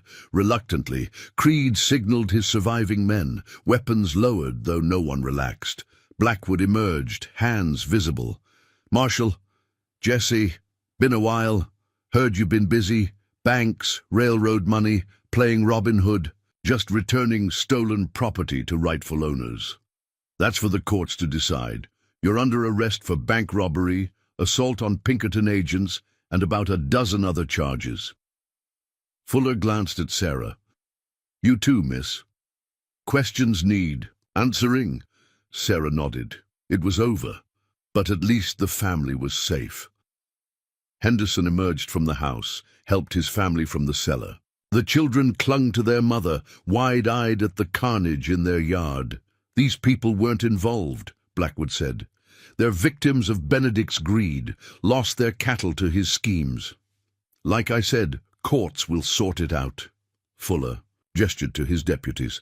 "Secure the prisoners, gentle-like. They came peacefully." As a deputy approached with shackles, Sarah made a decision. "Marshal, the money Blackwood carries, it's meant for families Benedict cheated. There's a list, names, amounts, proof of what's owed." Creed started forward. "That money's stolen property." "Shut up, Creed." Fuller's tone could have frozen water. "You've made enough of a mess here. Miss, are you saying there's evidence of fraud, more than fraud, intimidation, violence, theft, all documented? Check his vest pocket." Fuller retrieved Blackwood's list, studied it. "Interesting reading. Henderson, your name's here. Says you're owed $4,000 for poisoned cattle." Tom Henderson nodded. "It's true. Lost everything. Been barely holding on." "And Blackwood was bringing you this money?" "We never asked for it. But yes, he was trying to help." Fuller folded the paper carefully. "This changes things. Not the bank robbery charges, those stand, but if this evidence holds up, there might be others facing justice too." He looked at Creed. "Including men who terrorize families in the night." Creed's scarred face darkened. "I've got legal bounty papers, which don't authorize attacking civilians. Deputy Morris arrests Mr. Creed. Charges of assault, attempted, murder, conspiracy. You can't. I'm a U.S. Marshal. I can and will." Fuller's hand rested on his gun. "Question is, you coming peacefully or not?" The tension stretched. Then Creed slowly raised his hands. His men followed suit, as deputies. Sorted through the chaos, Fuller approached Sarah and Blackwood. "You two caused quite a stir. Trial's going to be something. Will the families get their money?" Sarah asked. "If the evidence supports it, yes. Court can order restitution. Might even investigate Mr. Benedict's business practices." Fuller smiled. "Slightly. Assuming you both live to testify. Is that a threat? Warning, Benedict's got deep pockets, long reach. Federal custody is safer than running free, but nowhere's completely safe." They were loaded onto a prison wagon as dawn broke over the prairie. Sarah found herself shackled beside Blackwood, watching the Henderson farm recede. The family stood. In their yard, Tom's arm around his wife, children clustered close. "Think they'll be all right?" she asked. "Fuller's honest. He'll see justice done." Blackwood shifted, chains clinking. "Might take time, but that family will get what's owed." "And the others?" 37 names we couldn't reach? Maybe our testimony helps them too. Expose Benedict's schemes could be legal remedies. Sarah leaned back against the wagon's side. Prison. Never thought I'd volunteer for a cell. Beats a bullet. Or a noose. That's optimistic, considering we're heading for trial in Benedict's territory. Fuller's federal. Case won't be tried local. Still, man like Benedict doesn't leave things to chance. As if to underscore her words, riders appeared on a distant ridge, too far to identify, but their presence felt ominous. Watching, planning. The marshal noticed too. "Pick up the pace," he told the wagon driver. "Want to make Fort Lincoln by nightfall." Sarah studied the distant watchers. "It's not over." "No," Blackwood agreed. "Benedict won't give up easy. Too much at stake." "What about your sister?" "She'll hear you've been captured." His jaw tightened. "Mary made her choice, moved on, can't blame her. Family's complicated." Speaking from experience? Sarah was quiet for a moment. "Had a cousin once, Rachel. Took me in after I ran. Tried to give me a normal life. Lasted 6 months before my past caught up." "What happened?" "Those brothers I mentioned, the ones whose kin I killed. They found me. Rachel tried to protect me. Got shot for her trouble." Sarah's voice went flat. "She lived but barely. Lost the use of her legs. Last I heard she was in a sanitarium back east. Because of me. Because of men who chose violence. Not your fault. Fault doesn't matter. Results do. People near me get hurt. It's a pattern. Patterns can be broken. Can they? Look where we are. You tried to help people. I tried to help you. Now we're both facing prison or worse." Blackwood rattled his chains. "Rather be here having tried than free and knowing I did nothing." The wagon rolled on, eating miles. Other prisoners had joined them, Creed and 3 of his men, sullen and silent. The marshal's posse formed a protective square, alert for trouble. By noon, the distant riders had multiplied. A dozen now, keeping pace but not approaching. Fuller called a halt at a water stop. "Those friends of yours?" he asked Creed. "No idea what you mean." "Sure you don't." Fuller posted extra guards. "Keep alert, boys. Might have company before we reach the fort." Sarah accepted water from a deputy, noting how he avoided her eyes. Word had already spread. The woman who rode with Jesse Blackwood, who'd burned down a mill, Fort Pinkerton's, building a legend she'd never wanted. "Regrets?" Blackwood asked quietly. She considered it. "About getting caught, yes. About the rest?" She watched the Henderson children playing by their mother's feet, safe because of their actions. "No regrets." "Good, because what comes next will test that resolve. The trial, prison, whatever Benedict throws at us." He met her eyes. "You could still deal, turn evidence against me, claim coercion. Fuller might—" "Stop!" Her voice carried enough edge to cut. "I made my choice, same as you. We see this through together." A commotion near the horses drew their attention. One of the pack animals had gone lame. Deputies gathered around, discussing options. Sarah noticed something else. The watching riders had vanished. The horizon stood empty. "Blackwood," she whispered. "They're gone." He followed her gaze, immediately understanding. Trouble coming. But from where? The answer came from the last direction. Anyone expected below. The ground near the lame horse suddenly collapsed. Men erupted from concealed pits, firing as they emerged. The deputies focused on the animal were caught completely off guard. "Ambush!" Fuller roared, drawing his weapon.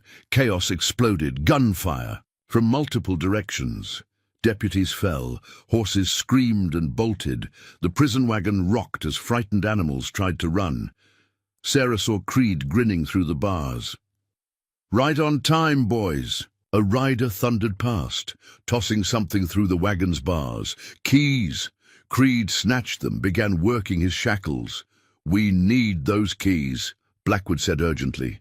Sarah was already moving. She lunged across the wagon, grabbed Creed's wrist. They fought for control, chains tangling. Another prisoner joined in, trying to pull her off. A gunshot, close and loud. The prisoner fell back, clutching his shoulder. Marshal Fuller stood at the wagon's door, smoking gun in hand. "Nobody moves," he ordered. But the battle raged around them. More attackers appeared, the distant riders who'd circled during the diversion. The marshal's men were outnumbered, outmaneuvered. "Got to get you out of here," Fuller decided. He shot the lock off the wagon door. "Can't protect you in this box." Sarah and Blackwood tumbled out, still shackled but mobile. Fuller herded them toward a cluster of rocks, the only decent cover. They made it halfway before Fuller grunted and stumbled. Blood spread across his vest. He pushed them forward even as he fell. "Go! Find cover!" Sarah grabbed the marshal's gun as they ran. She fired at pursuing attackers, buying seconds. They reached the rocks as bullets chipped stone around them. "The keys," Blackwood said. Fuller had keys. He was right. The marshal carried universal shackle keys, but Fuller lay in the open, 20 feet away. Already, attackers were closing. Sarah made the calculation. "Cover me!" Sarah, no, but she was already moving, low and fast, using every scrap of cover. Bullets tracked her progress. One tugged at her shirt, another creased her thigh, drawing blood. She reached Fuller, still breathing, barely. The keys were on his belt. She grabbed them, started back. A shadow fell across her. She looked up to find Creed standing over her, gun pointed at her head. He'd escaped during the chaos. Well, the Hellcat. "Benedict's paying extra for you. Seems you killed his nephew in Cedar Ridge. He wants you alive, wants to handle things." Personally, Sarah's hand tightened on the marshal's gun. But Creed had the drop on her. "Go ahead," he said. "Try it. Rather take you dead than not at all." Time slowed. Sarah saw Blackwood rising from cover, trying to draw Creed's attention, saw other attackers closing in, saw Fuller's eyes flutter open, his hand move slightly. She saw the derringer he pulled from his boot. 2 shots. Fuller fired once, hitting. Creed in the side. The bounty hunter spun, his shot going wide. Sarah rolled, came up firing. Her bullet caught Creed's center mass. He toppled backward, surprise etched on his scarred features. "Go!" Fuller gasped. "Both of you! Run!" Sarah hesitated. Leaving a wounded man felt wrong. "Can't save me." Fuller coughed blood. "Save yourselves. Finish what you started. Make it mean something." Blackwood reached them, helped Sarah to her feet. Around them, the battle was turning. Benedict's men were winning through sheer numbers. They ran, not toward the rocks, but toward the horses scattered by the fight. Sarah still had the keys. As they moved, she worked the shackles, freeing first Blackwood, then herself. A rider bore down on them. Blackwood grabbed the man's leg, dragged him from the saddle. They fought briefly before Blackwood's fist ended it.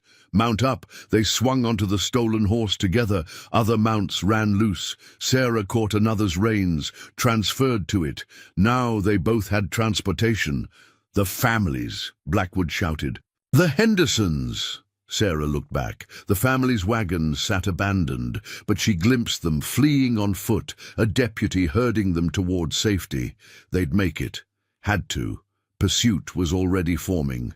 Benedict's men, regrouping after their victory. But Sarah and Blackwood had a head start. Fast horses, and desperation driving them. They rode hard into a broken country, using every trick they knew to confuse pursuit.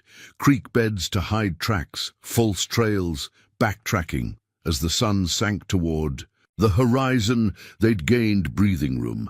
They stopped in a narrow canyon to rest the horses. Both were bloodied, exhausted, running on adrenaline. "Fuller's dead," Sarah said. "It wasn't a question, probably. Good man. Deserved better." The Hendersons? Saw them reach the trees. "That deputy, Morris. He'll get them somewhere safe." Blackwood pulled the list from his vest, somehow still there through everything. 37 names to go. They'll hunt us harder now. Federal marshal dead. "That's a hanging offense." Already was. "Bank robbery, remember?" Sarah laughed despite everything. Fair point. So what now? Now. Blackwood looked at the setting sun. Now we disappear. Go underground. Find another way to finish this. Fuller died believing we were worth saving. Can't waste that. Benedict won't stop, neither will the law. Then we get creative. The money's hidden, cached across 3 states. We know where, they don't. We can still distribute it. From hiding, while being hunted by everyone. Done impossible things before. This morning you were a nameless woman with nothing but a knife. Look at you now. Sarah examined herself. Blood-stained, battered but alive, free, still fighting. What am I now?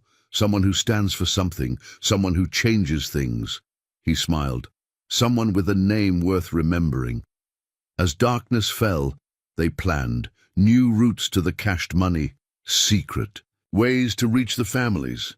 How to fight Benedict without direct confrontation. The odds were astronomical, their resources minimal, but they had each other, had purpose, had the memory of good people like Fuller who'd believed their cause was just.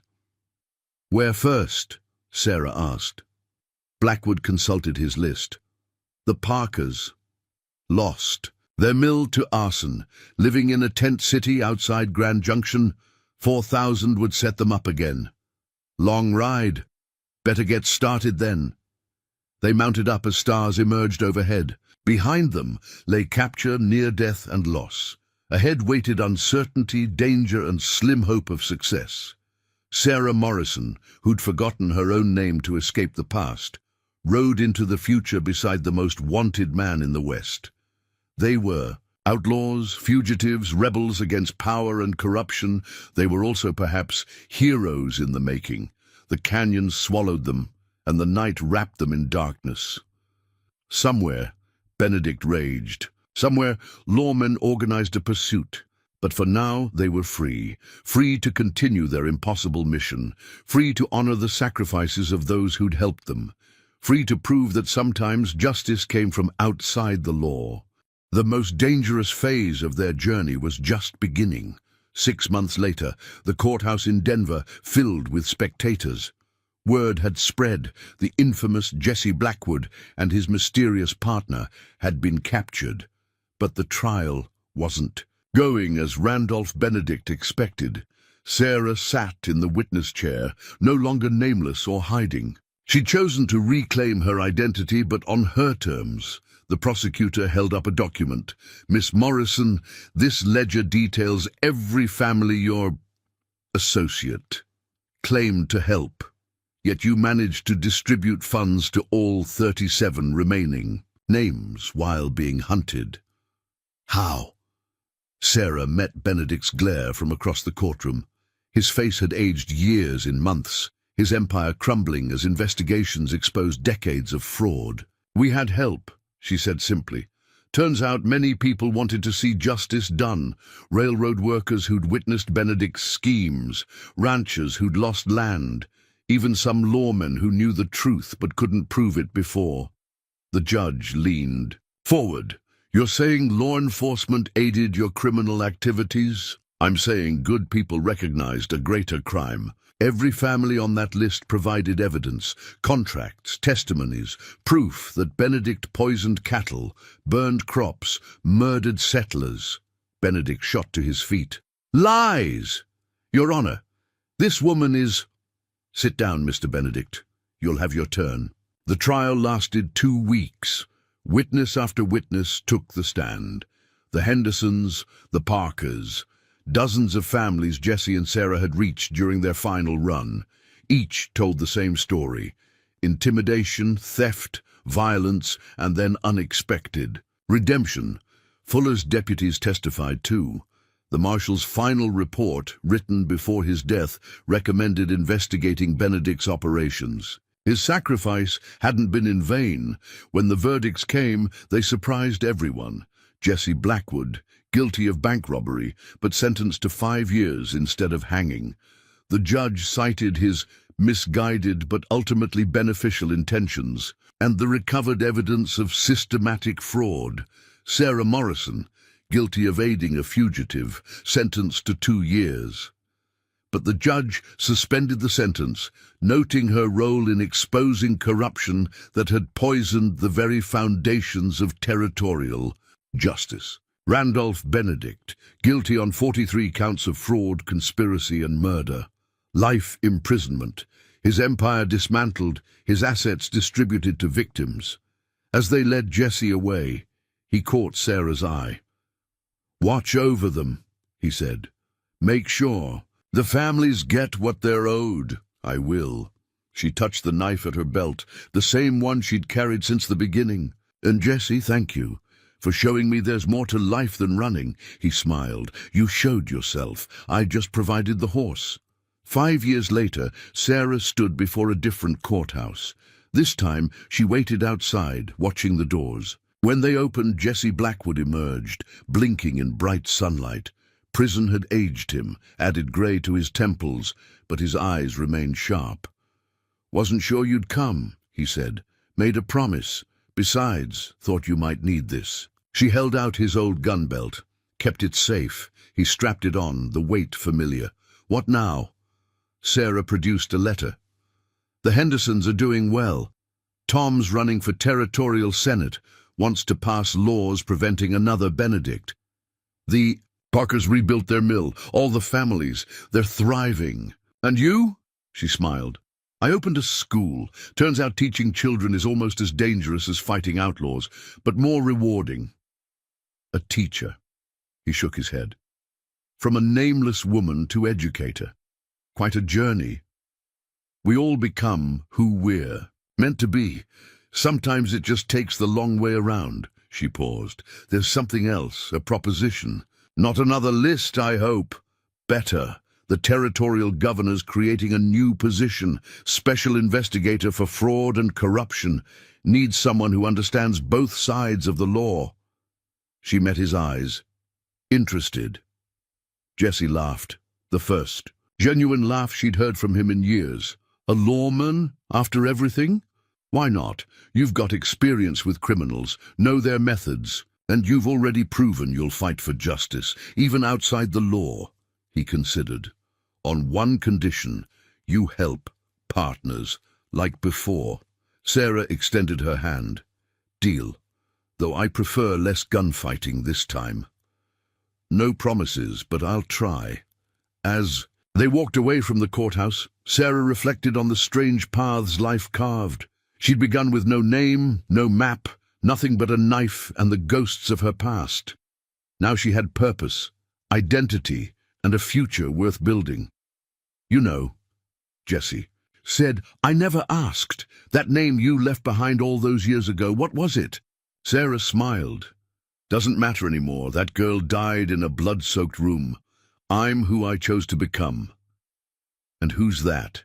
She touched the knife one more time. Not for protection now, but remembrance. Of where she'd been, what she'd survived, who she'd become.